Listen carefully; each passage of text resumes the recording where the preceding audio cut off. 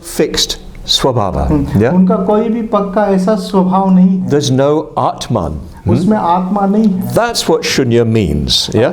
शून्य का यही अर्थ है. You cannot find anything within them that's more than your experience of them. तो उनमें ऐसा कुछ भी नहीं है कि जो आपके अनुभव के बगैर और कुछ हो सकता है, उसमें ऐसा कुछ भी नहीं है. So they're empty of the three characteristics. Yeah. तो इसलिए वो जो तीन जो लक्षण है उससे वो शून्य है. Or rather, they're empty of permanence, substance or swabhava, and of true happiness. तो वो शून्य है नित्य के बगैर, स्वभाव के बगैर, and permanent And true happiness, permanent happiness. हाँ, जो अंतिम सुख है उसके बगैर.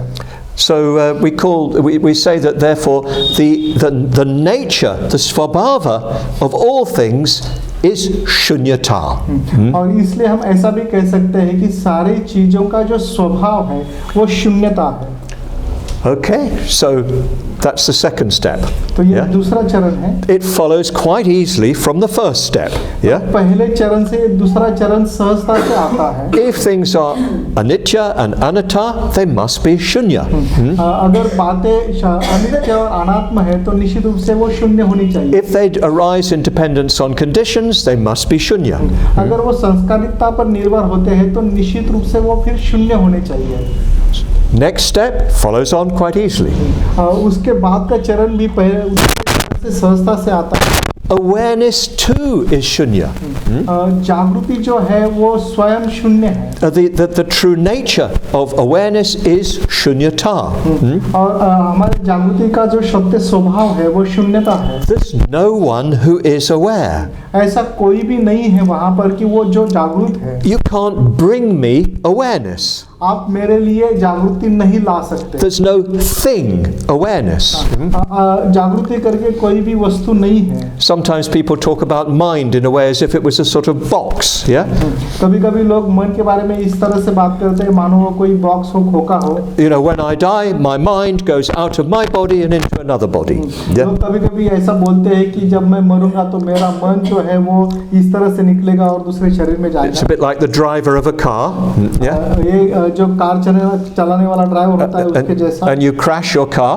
आपकी कार जो है उसको धड़क लग जाती है. So you get out of that car and you get into another car. और फिर उस कार से आप निकलते हो और दूसरे कार में चले जाते हो. This is the crude version of Atmavada. Yeah. तो ये जो आत्मवाद का ये कच्चा ऐसा रूप है. But there's no such thing as mind. लेकिन मन जैसी कोई भी चीज नहीं है. Mind is simply a word for mental processes. मन केवल एक शब्द है हमारे मानसिक प्रक्रिया के लिए. And above all for awareness itself. और उसके ऊपर के जागृति के लिए वो मन ये शब्द है. So never try to think of mind as if it was an object like a table or a chair. तो कभी भी इस तरह से मन के बारे में नहीं सोचना कि मन मानो टेबल जैसा कोई वस्तु है. So the real nature of awareness itself is shunyata. और इसलिए जागृति का सत्य स्वभाव जो है वो शून्यता है. But then that leads us to the next step. और फिर वहाँ से हम दूसरे चरण की तरफ जाते हैं. Now shunyata doesn't just mean nothingness. तो शून्यता का अर्थ ये नहीं होता है कि कुछ भी नहीं है. If it meant nothingness, well, awareness would just be nothing.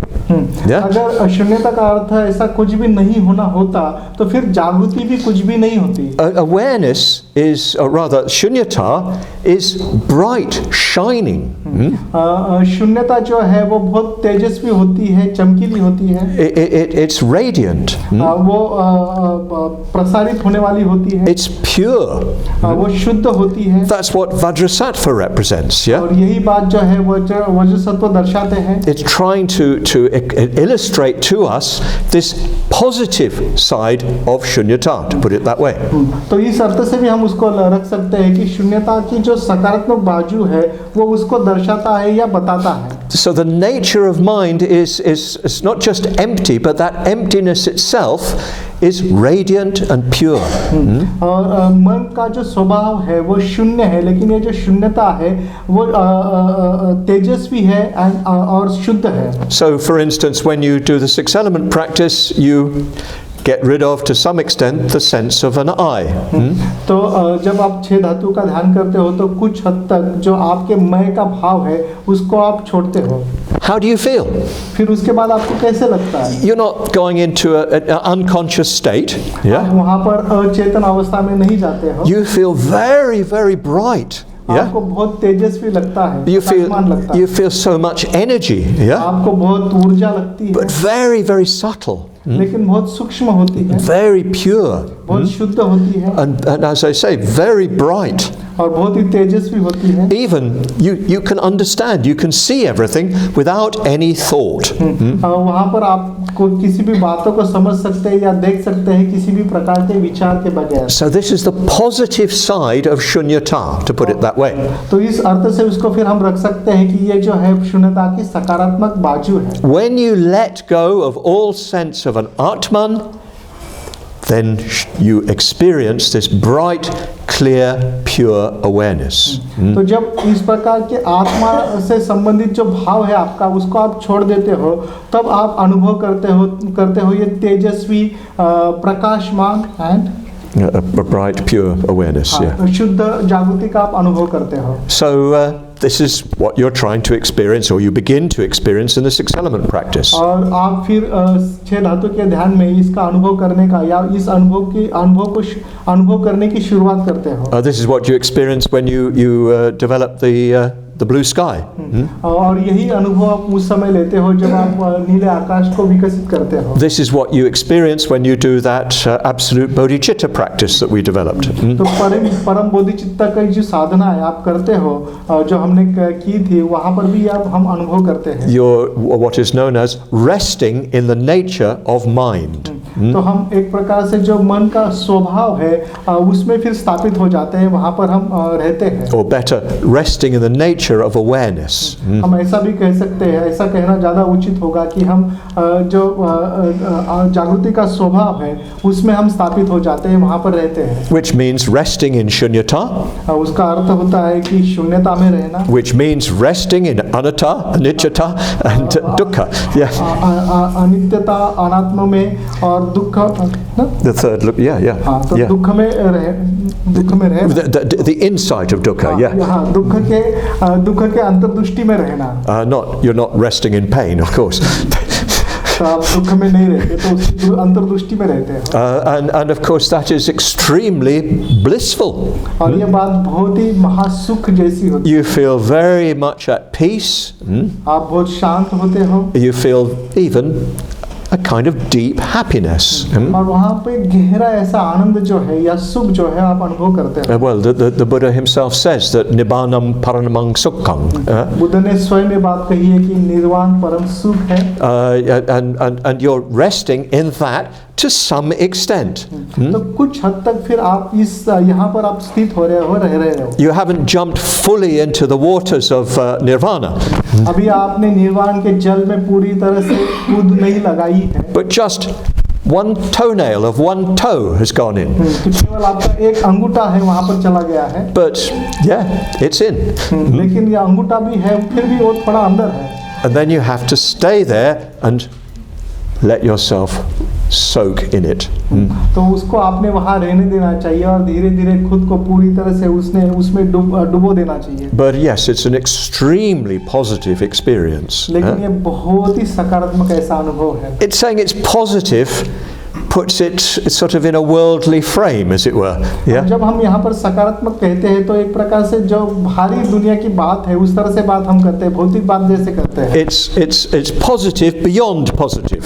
यहाँ पर जब सकारात्मक कहते हैं तो ये जो सकारात्मक है सकारात्मकता से परे है. Because positive is always contrasted with negative. Yeah. कि जब भी हम सकारात्मकता की बात करते हैं तो उसके साथ जो है उसके विरोध में नकारात्मकता आती है. When you experience happiness, well, you can also experience unhappiness, and sooner or later you will. तो अगर आप सुख का अनुभव करते हो, आनंद का अनुभव करते हो, तो आज नहीं तो कल आपको दुख का अनुभव होना ही है. But this is a happiness, a positivity that is not contrasted with pain.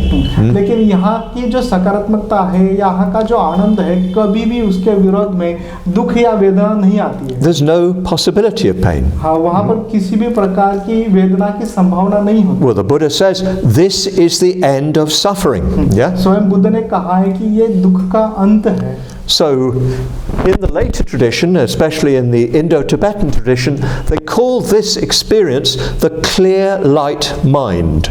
और फिर बाद की जो परंपरा है, जिसको भारतीय तिब्बतन परंपरा कहते हैं, उसमें इस बात को स्पष्ट क्लियर लाइट, प्रकाशमान चित्त कहा गया है. Of course, it's not light in the ordinary sense. तो यहाँ जो प्रकाश है वो सर्वसाधारण रूप का प्रकाश नहीं है. That's just a metaphor. ये केवल रूपक है.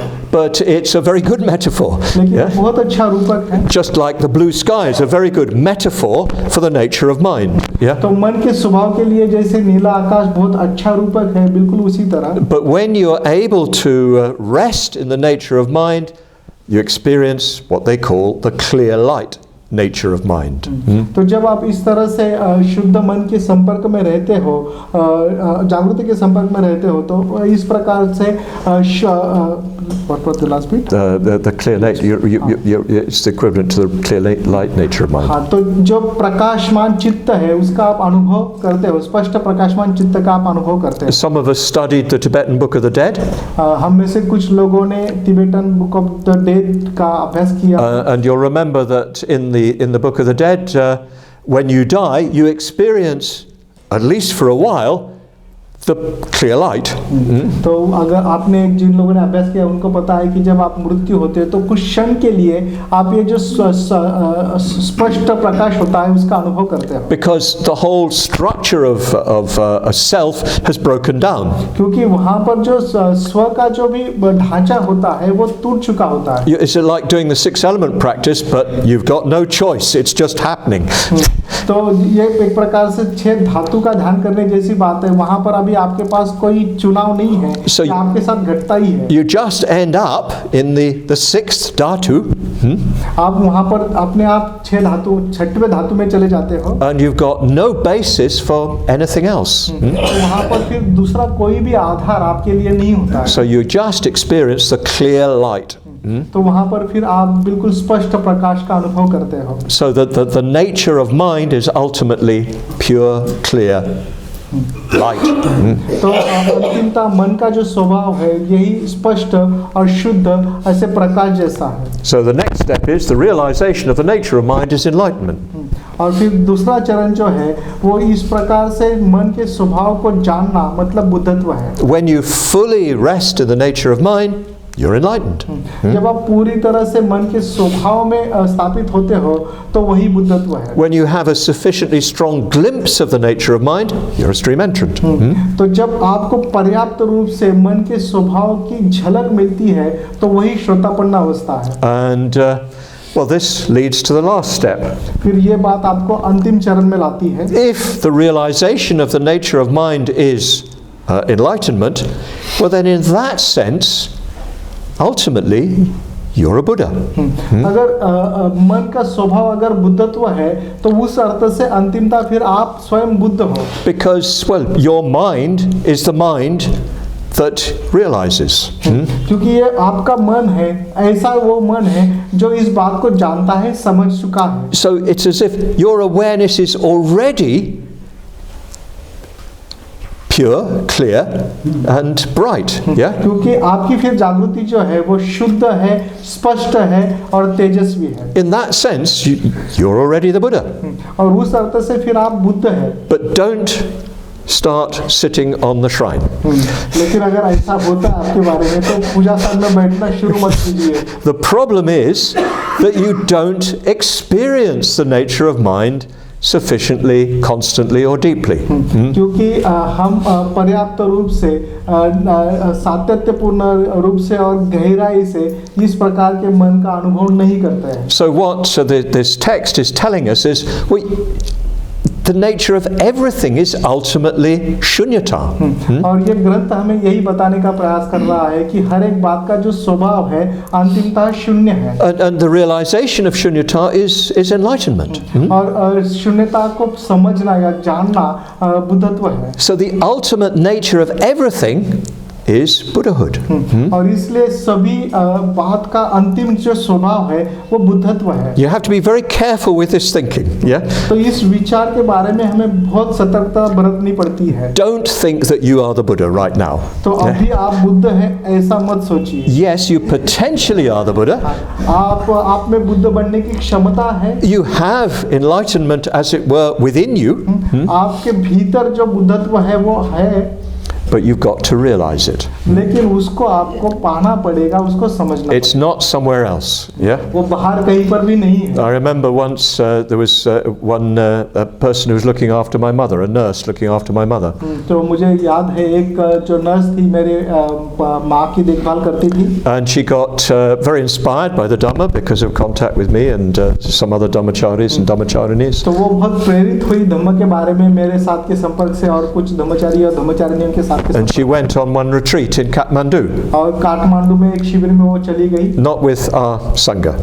वो हमारे संघ के साथ नहीं। And they did the Tara practice. वहाँ पर वो तारा साधना करते थे। And in that practice, you imagine your Tara. क्योंकि उस साधना में फिर आप स्वयं को तारा जैसा अनुभव करते हो, कल्पना करते हो। So after the practice was concluded, she went and